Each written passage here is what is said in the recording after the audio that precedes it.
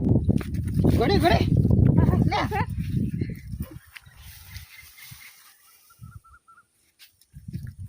જા ઊંડી ખાડમાં પેલા ભૂત વળજુ હોય એટલે કરતા ઉડ્યા ઉડ્યા આયા હે